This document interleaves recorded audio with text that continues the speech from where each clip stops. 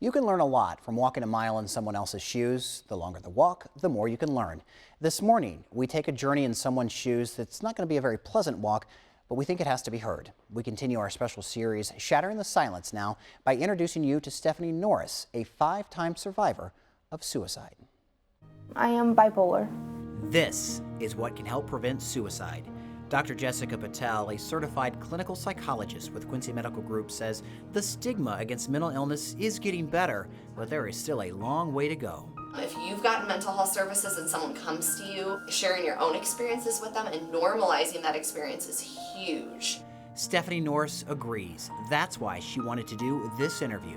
Speaking out and helping others, so I guess to a point where I'm comfortable with what I've done and how it's affected me.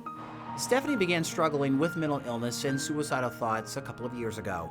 Her last attempt was more than 6 months ago. How are you doing now?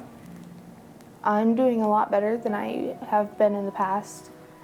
I'm going to therapy. I'm on medication for everything. Stephanie talked to me about what it's like to be in her dark place. And that dark place that you are in is beyond the scariest place that I have ever been in my life.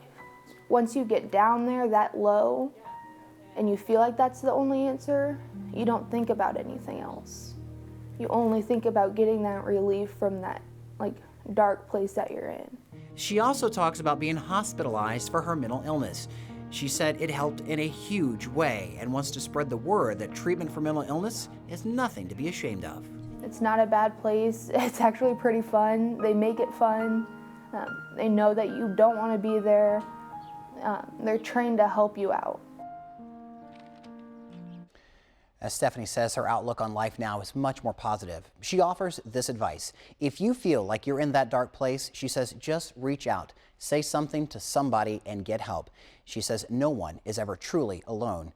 Actually, every family I've talked to for this series says pretty much the same thing. Suicide is a permanent fix to a temporary problem. Tomorrow morning, I'll show you what's left behind for the family after a loved one commits suicide.